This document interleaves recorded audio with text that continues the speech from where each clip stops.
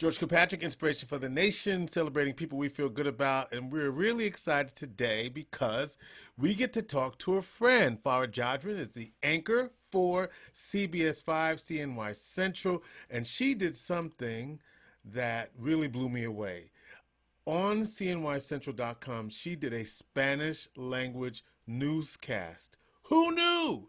And so we're welcoming Farah this morning. As a matter of fact, it is Latinx Heritage Month, Latino Heritage Month, however you want to say it. It actually goes from September 15th to October 15th. So we're smack dab in the middle of it.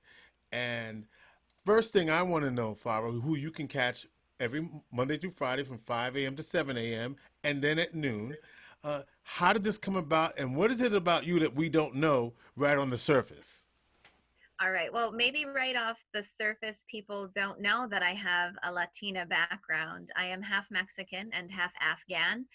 My mother's side of the family is from Puebla, Mexico, and my father's side is from Afghanistan. So I grew up in a multicultural household, ripe with wonderful language, different customs, different food, different celebrations. So that was wonderful to grow up with that. How this came about is, we were just doing some regular training webinars through our entire company, the company that owns CNY Central. And they started talking about different ways you can use some of your skills to help your viewers, all the TV stations across the country. And I was thinking, oh, well, I can speak Spanish. I should see if that would help our audience. And then I'm thinking, oh my goodness, Latinx Heritage Month is coming up. We could put together a broadcast with local news here in Syracuse, which I think is something that people may always be wondering, why don't we have it? Or can we have something like that here? So on my YouTube TV, I watch Telemundo, which I love and I enjoy, but it's downstate. It's focusing on New York City, New Jersey. You still get statewide Right. news from Telemundo, but you're also going to get just national and international from there. You're not going to get stories for Syracuse or Central New York. So on Mexican Independence Day, September 16th, we did an all Spanish digital broadcast, streaming it on our Facebook page and cnycentral.com. And it was just a joy. It was an incredible feeling for me to celebrate part of my heritage and celebrate something I love to do. I love being a journalist, and George, bringing the two together was almost surreal when I was sitting in our studio doing that. Kind of emotional, huh? It was. I told my producer, my executive producer, and my director right after. I said I thought I was going to cry within the first minute. I was so joyful. I had so much pride for my language, so much pride for my family, and so much pride for my station saying yes to this project. Yeah, it was a wonderful project. What kind of feedback did you get after people saw that newscast? Aside from my like, what? I was like, I got to get Farah on to figure out how this happened. I was so impressed because it's just not something that you would see. It's not Telemundo. It's not Univision. So what you know what I mean? It's the over the air channels giving you something that you just didn't expect to see. The feedback's been great, George. I had some people who were maybe taken by surprise, who maybe didn't know about that part of my heritage. A lot of people that are friends with me, they of course know that. Very close friends who, learned that about me over time. But the other feedback that I got from people was, I love this. I would like to see more of this. They enjoyed it. They felt like they were included.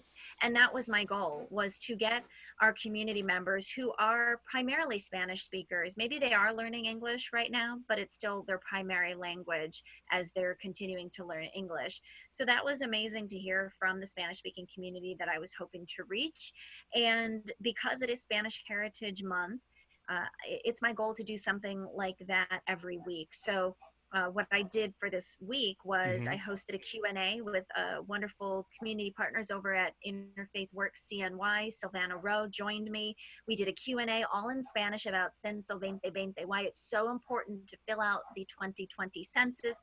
It's going to get our community, different stats for our communities, and it's also going to help federal funding get dispersed, say, here in our Syracuse or Central New York community. And speaking of census, we really got to count because the time to get it in has been shortened somewhat, and so extended and shortened, I guess, is the best way to say Yes. that. It was going to go to the end of the year, but now it's by the end of October, so it's really important. I love the fact that people are responding positively. And you also did the weather, and so Peter Yes. Hall couldn't do it, so you had to import. Yeah, so because we have sister stations all across the country, and speaking of Telemundo, we have a Telemundo Austin sister station. Right. So I had this wonderful colleague of mine, Danielle Morales, patch in with us live, the magic of television and radio, as you know, George. You know this personally, that Yeah. we can reach out to people and just have them join wherever they are. So Danielle joined me live that morning from Austin and gave everybody a look at the forecast in central New York, but in Spanish. He has a Chilean background, so we had what I thought was a fun representation of several Latinx backgrounds. Yeah, you talked about food. There's an Afghan dish. I don't know what it's called. There used to be an Afghan restaurant very briefly on Burnett Avenue. I don't know if you saw it or remember it, but there was. I forgot. There's a traditional dish with rice and it's on a big And it's got plate. nuts and Yes, yes, carrots. yes. Yes, I'm trying. The name is escaping me, but Right. Papa made the best version of Of it. whatever Yes. that is. Yeah. Oh my goodness. So Yes. Now, so now you're making me want some. So now I'm trying to picture that, and then with whatever mom made from Mexican heritage. George, I have to let you in on a secret. Mama makes fantastic sandwiches, but Papa was the main cook. Oh, So he really? was the one who made the tamales and the tacos. He's the one that Really? made the authentic Mexican food. Yes, yes. Papa could cook anything and from any nation. But I will not slight Mama because she will make a sandwich like you'll never have in your life, George. It'll be the best sandwich you ever have. So All right. Mama knows that. She wasn't the chef, but she was the best sandwich maker and Uh, always is. all right. So in your home, and say hi to Nico for me. I will. Who cooks them? If anybody cooks at all with your schedules, but who? Well, I do. Speaking of schedules, I do end up doing the majority of the cooking, just because I tend to go to bed around 7 or 7:30 at night because I get up so early to be into work by 3:30 a.m. That if I don't cook and eat around 4 or 5 p.m., then I'm eating too late. So I'll Right. cook, and then he'll have his part of the dinner reheated when he comes home for a break before I go to work. So by default, I am the chef here. But when he can, he is wonderful to go into the kitchen and whip something up. If it's on the weekend, especially, he'll make Right. Right. something for lunch or dinner. But George, because I tend to do a lot of the cooking, I feel like I need to have the control over which pans are used, There we go. You and see? so I'm that person that watches from the living room that says which spatula is that? Is that the olive oil? No, I'm not. I'm yeah. We're Okay, great so teammates, but you own I it. need to work You're on owning that. I it. do. So this is a great. I mean, what you did for the community again, Farah Jadran, CBS 5 anchor 5 and 7 and noon, and the Spanish language newscast, and we can look for more during Latin Heritage Month or Latinx. Okay, so what is it? Latinx heritage, Latino heritage. Some people say Latinx Hispanic. heritage. Latinx, Yeah. and why we do that is because it takes it out of the masculine and feminine. Is that why we're doing it? Why are we Yes. doing that? Yes. Yes. Just like as a lot of people, including agencies like Vera House, working on pronouns introduction into people's professional lives and personal lives, Latinx gives people the opportunity to have that as their part of their gender pronoun versus having Mm-hmm. it Latino or Latin or Oh, Latino. okay. Yeah, so instead of Latina, Latino, it's Latinx. There is still the use of Spanish Heritage Month and Hispanic Heritage Month, but Right. Latinx gives us that opportunity to have the pronouns out there for people.